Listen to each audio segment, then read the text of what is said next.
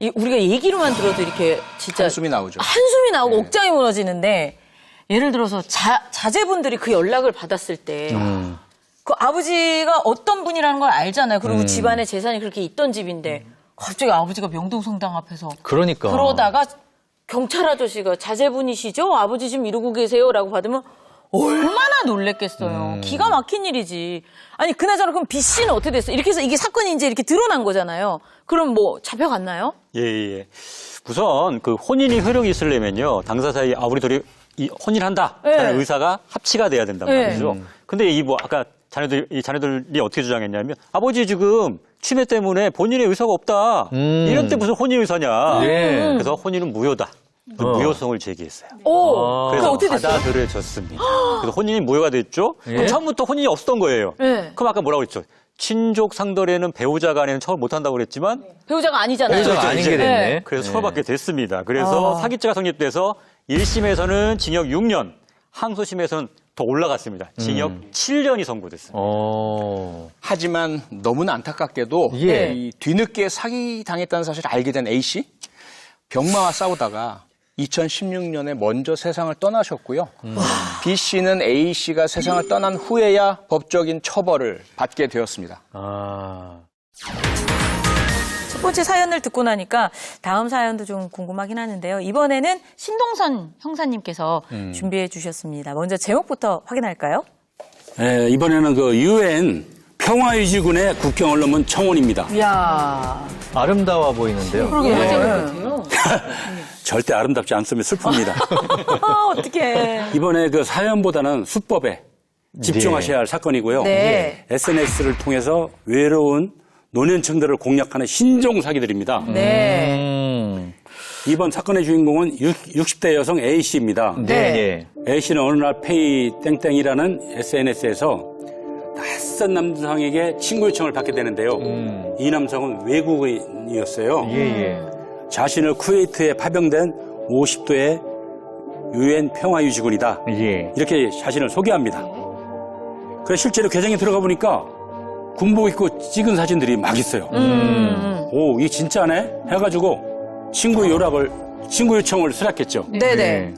그랬더니 그 남자가 요청을 받아줘서 고맙다, 친하게 지내자. 그래서 지속적으로 연락을 해옵니다. 이게 유엔 평화 유지군이 한국에 사는 사람에게 연락이 온 거예요. 친구 신청한 거잖아요. 네. 그래서 그러면 영어로 대화를 그러니까. 했겠는데요. 영어로도 하고요. 번역기 돌릴 때 나오는 그 어색한 말도 있죠. 네네네. 그런 말도 안 되는 한국어로 메시지를 보내더랍니다.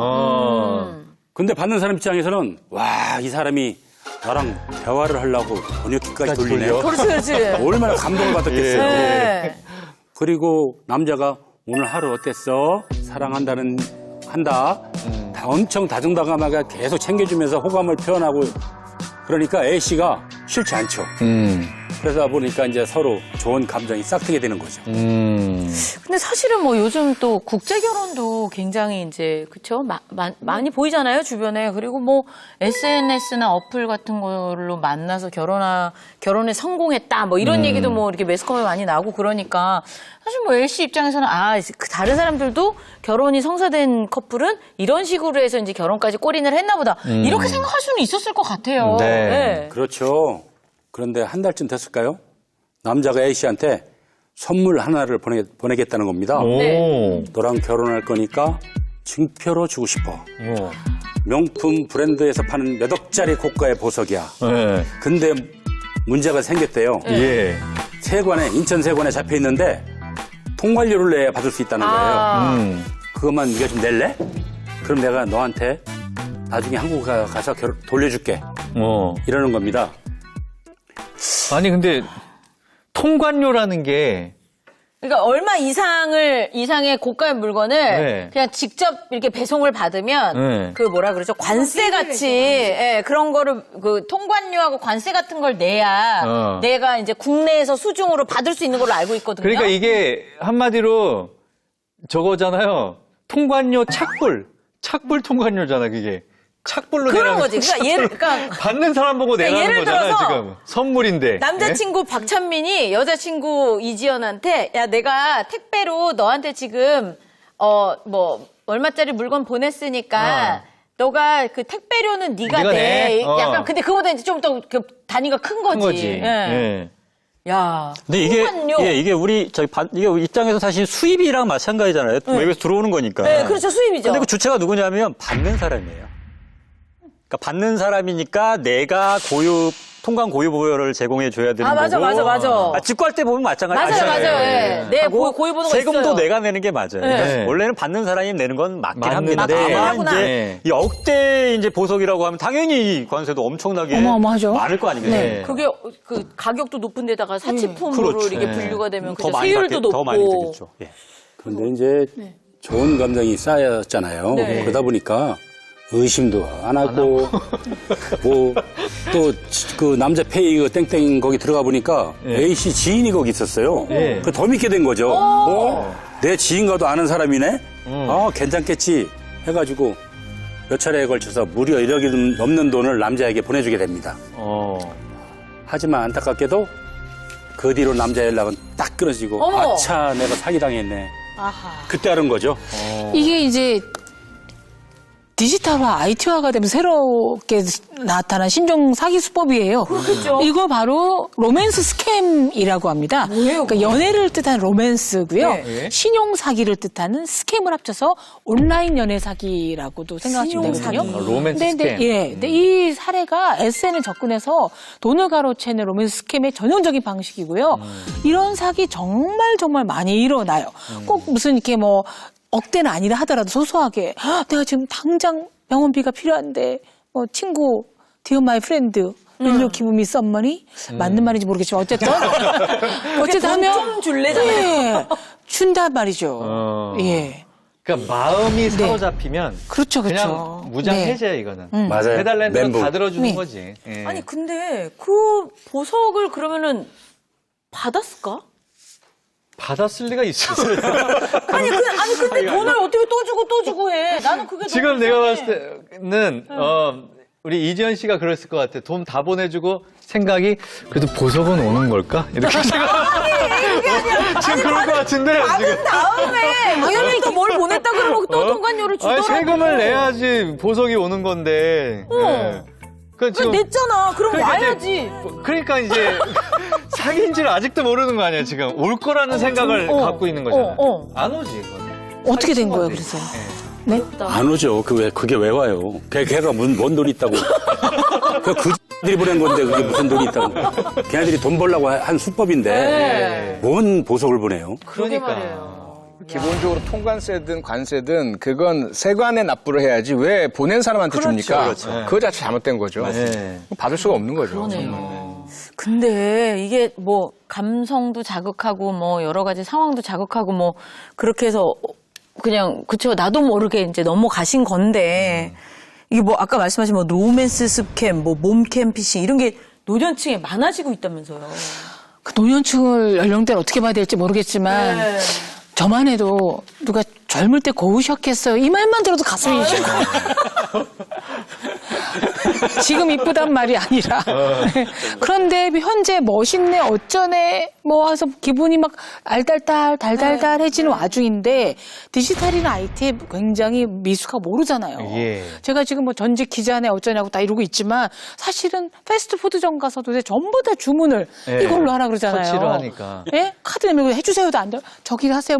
너무 당황스럽고 맞아. 당혹스러운데 이렇게 되면 그냥 누구나 디지털 기기에 문외한인 연령층들한테는 범죄의 표적이 될 수밖에 없어서 진짜 이제 그러면 안 믿으려고요.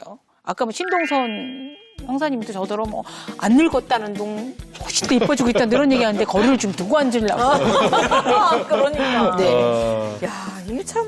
게다가 이제 코로나 때문에 이제 집에 머무는 시간이 좀 많아졌지 않습니까? 예. 그래서 지난해 우리나라 로맨스 스캠 피해액이 자그만치 20억 원이었습니다.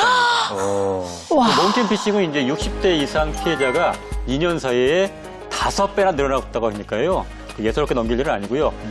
특히 이 이름을 꼭 기억하세요. 네. 킴 카스트로.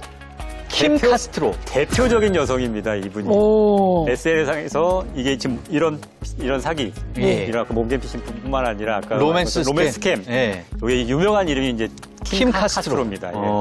그래서 그분- 미군 사진을 이제 조용해서 쓰는 것 같은데요. 네. 그 이름이 킴 카스트로라고 써 있어요, 실제로. 네. 그래서 그런 사진을 직접 미군 것처럼 찍고 그다음에 일상생활 사진도 보내고 이러면서 이제 아까 말씀한 것처럼 약간 어설픈 한국말로 이제 대화를 시도하고 예. 이래서 이제 이제 넘어가는 킴 분들 카스트로요. 예, 킴 그러니까 한마디로 굉장히 유명하신 분입니다. 그 보이스피싱계의 유명한 김미영 팀장님하고 맞습니다, 똑같은 네. 예. 팀 카스트로 팀장님. 잡혔어요. 예. 잡혔죠. 예. 근데 그 이름을 또 그 아마 이름 계속 쓰고 쓸 있어요. 거예요. 요즘 최근에도 왔다고 하더라고요. 아, 그래요? 예. 그리고 또 다른 패턴이 있는데요. 그러니까 처음에는 이제 모두가 볼 수 있는 그 공개된 SNS를 해서 호감을 좀 산 다음에 1대1로 하는 걸로 바뀌어요. 왜냐하면 공개된 데서는 댓글을 달면서 이 사람 나한테도 뭐 보냈는데? 했는데? 라던가 뭐 표창원 교수님이나 뭐 신도수 형사님 같은 분이 지키고 있다가 조심하세요 할 수 있기 때문에 1대1로 바뀌는 거죠. 그래서 제일 또 중요한 건 1대1로 바뀌자 했을 때 특정한 시간이 흐르지 않아도 막 급격히 호감을 표시한다거나 또 나는 뭐 바쁘다는 이유로 어떤 시간대만 만나자거나 뭐 이때는 대화 가능하다거나 하면 의심을 해보셔야 되고요. 가장 치명적인 건 사실은 본인이 그 돈 보내는 것 같은 것도 좀 가슴 아프지만 본인의 동영상이나 뭐 몸캠 이런 게 유출되면 이거는 전 가족에게도 창피한 일일 뿐더러 요새 디지털 장의사라는 직업이 나왔잖아요. 디지털에 떠돌고 있는 나쁜 기사라든가 아니면 자기 이런 거 없어지는 거. 제 아는 후배가 이런 일 한번 당한 적이 있습니다. 죽고 싶은 심정이래요. 그럼요. 자기가 죽고 나서도 이렇게 디지털에서 떠돌 걸 생각하면 그래서 조금은 아무리 본인한테 호의를 보이신다고 하더라도 조금 이성을 차리실 필요가 있을 것 같습니다. 맞아요.